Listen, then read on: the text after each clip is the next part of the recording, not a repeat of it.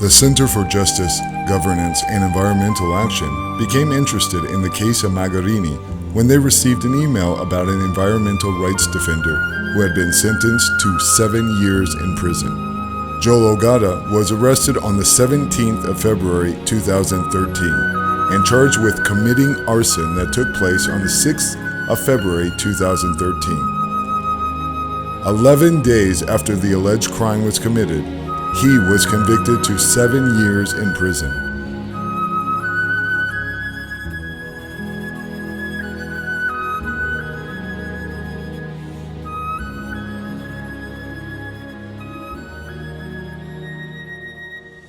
Niliambiwa tu hata wewe hata huwezi kushinda. Ikiwa serikali iko mfukoni wewe utashinda. Ndikosa wakaja wakaniondoa. Wakanishika wakanipeleka ndani kwa mara ya kwanza. Nilikuwa nimeshtakiwa kwamba mimi nataka kuua mtu kwa chuma. Na tena ninaharibu amani ya watu ambao walikuwa wanakaa hapa. Basi tukaendelea na kesi kutoka 2011, 2012, 2013. Kwa na ile eruption ilikuwa imetokea Tana River. Kwamba Wakomo na Wasomali walikuwa wanapigana. Hiyo eruption mimi sijui. Mimi nilikaa hiyo 2013 mwezi wa 9. Mimi nilikuja nikashikwa hapa. Niona tu Land Rover imejaa askari 16 na gen magana na bunduki. Kuja nikifika hapo shambani nikaonyeshwa tu bunduki. Kaambiwa wewe ndio Ogada, tunakutafuta wewe. Ingia kwa gari tunaenda kuzungumza mbele. Ogada was arraigned in court alongside criminals who had actually committed arson in Garsen. Why he was taken all the way to Garsen is a mystery that no mind can solve. After intervention from civil society, the sentence was reduced to 2 years on appeal. Earlier, Joel had been accused of farming on land belonging to the salt mines. The community had obtained court orders restraining the salt companies from taking the land. But this was all ignored in court. During his time in jail, bulldozers brought down his house. His wife, after protesting, was also charged with arson. Akasema basi twende kule kwa kambi, twende kuna mazungumzo alafu utarudi. Ilikuwa saa ngapi usiku? Saa 6 za usiku. Tukashinda hapo, tukalala hapo. Jumatatu ndio tukaelekea kotini. Ndio tukaenda kusomewa mashtaka kwamba tulivurusha wafanyikazi wa kampuni na tukachoma pia hiyo tinga yao. One night, Mrs. Ogada, being out on bail while her children slept, the police came and woke them up and ordered them to leave. Nilikuwa hata niko na mtoto mchanga nimezaa juzi na tukaje tukavunjiwa. Mtoto huyo alipigwa na baridi na alipofisha miezi 6 huyo mtoto aliaga. Ogada is a resident of a place called Kanagoni, which is in Magarini in Tana River County. Ogada's home borders a salt company called Kurawa Salt Company. It is in fact from Ogada's house to that salt company is hardly 10 meters from the gate to that particular company. Now Ogada claims land which according to him his family, his father and his grandfather have been living in that particular land for a very long time. Ogada was set free on the 16th of September 2015, and the Center for Justice, Governance, and Environmental Action engaged a lawyer to find out why Kurawa Salt had evicted him. Made a claim to that particular farm. They went to court together with a group of his neighbors. They got an injunction, and that injunction was still in place. Who went to court? The community, Joel Ogada and 7 others. They were also complaining that the activities of the salt companies constituted an environmental degradation, so that whatever they were doing in those particular farms for self-sustenance was becoming impossible because of the activities of these salt farms. Court documents stated that he had failed to appear thrice in court during the mention of his case. Nyumba ilikuwa hii, unaona hii yote imevurugwa pale. Ile ni nyumba ile. Ndio akavuruga pesa akaja akaisukuma mpaka akaichanganya pandile. Na kabla kile ilikuwa hapa. Kabla ya mzee wangu. Na mtoto wangu pia alifariki, akamzikia hapa Setia. Ambapo nyumba yangu ilikuwa hii hapa. Bulldozers destroyed his father and child's grave. Kurawa had proceeded to take up his land. While in jail, no one served him with court sermons. The same people who had gotten him arrested failed to ensure the court knew that he was in jail. Kwa hivyo sasa saizi niko displaced, maana nimetoka kule ndani nikapata hapo mahali amebomoa ile nyumba. Ilikuwa hajapalima, kisa amebomoa ile nyumba na amepaacha bila nini makao. Hata maaskari walihusika katika ile hali ya kubomoa, maana ilibomolewa usiku, haikubomolewa mchana. Kwa hivyo kulikuwa na mbuzi pale, kulikuwa na vitu vingi pale, shamba ilikuwa nimelima pale karibu ekari 6 za muhogo, zilingolewa zote siku hiyo. Yes, the extractive industry is a powerful method of growing our economy. In this case, however, the sector has been mismanaged and exploitation was preceded by carelessness.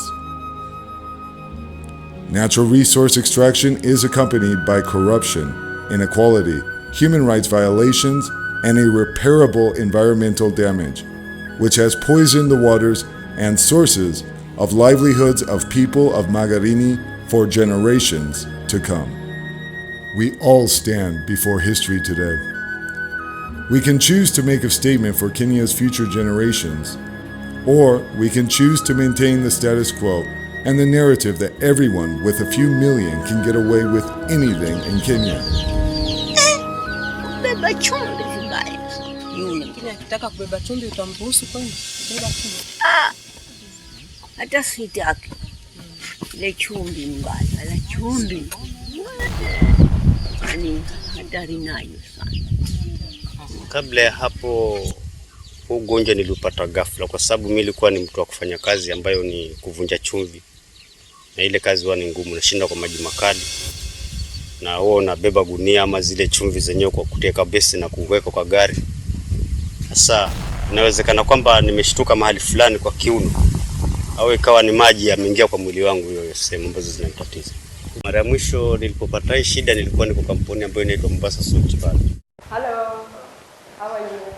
That Kenya is a country that will line the pockets of a few individuals at the expense of whole communities. Hi. My name is Phyllis. Phyllis Olido. I'm an environmentalist from an organization called Center for Justice, Governance and Environmental Action. We needed to have a chat with you about the expansion of the salt work that is going on. Needed to have your view. Office ya Gongoni. Okay, basically the questions we had, it's things that you can help us, like the history of the company. Mambo kama history of the company is about how Gongoni. Hapa you can't tell us anything? Sustainable development does not take place at the expense of the environment and its people. Even as we build our nation, it is perfectly possible to do this properly with respect to humanity and nature.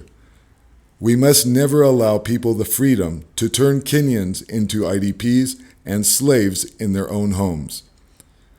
We must be alert to the collective danger of the narrative we create for future investors in Kenya. We must educate the ignorant and punish the recalcitrant. Uwezi kutupatia hata namba yako? Kwa nini uko hostile sana? To fill a few pockets at the expense of many will be a grievous crime. Baba ni wewe uliye mwema katika maisha yetu. Nizama Bwana, tumekuwa siku nyingi mbalimbali, tumepata Bwana kuona siku ya leo. The people of Magarini are people of peace, of ideas. Appalled by the denigrating poverty of their community, who live on a richly endowed land, distressed by their economic marginalization and strangulation, angered by the devastation of their land, their ultimate heritage, anxious to preserve their right to life and to a decent living. Yule simwambie zuri, nimeona hadui wangu kabisa. Manake siwezi kusema sitaenda chumbini, manake hapo ndipo napata chakula na kidogo nisomeshe watoto wangu. Lakini naumia, kisha nimeumia karibu kufa. Towards the end of the year 2013, Ogada was again arrested and charged with an offense called forcible detainer. Now, the particulars of this offense indicated that he had forcibly detained land belonging to Kurawa Salt Factory. Now, this was interesting because this was the land with respect to which he had been granted an order of injunction himself, together with his other neighbors. The court had given them. The people of Magarini are not the only ones before you today. Kenya is here.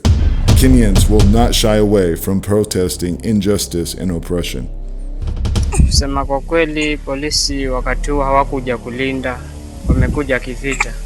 Amepigwa risasi na si risasi ya bahati mbaya, risasi ya kupiga risasi, manake mkubwa ametoa order kwamba shoot.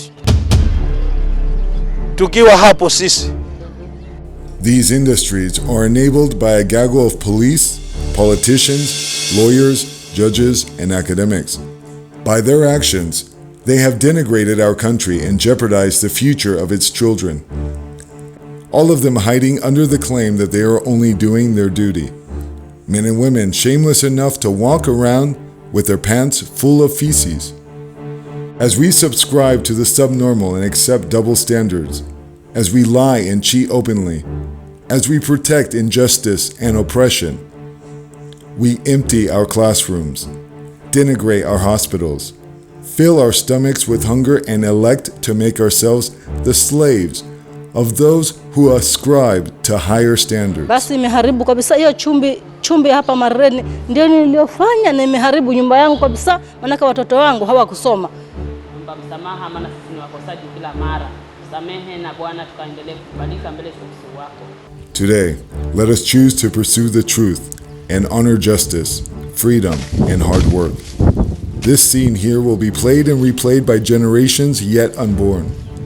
Some have already cast themselves in the role of villains. Some are tragic victims.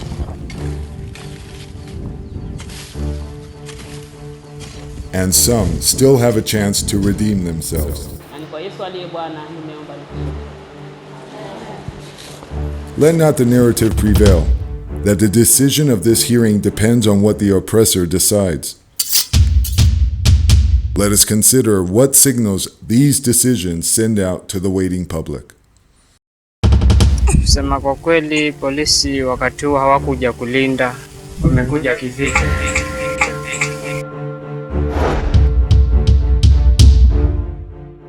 Nilikuwa hata niko na mtoto mchanga, nimezaa, pigwa na baridi, mtoto aliaga.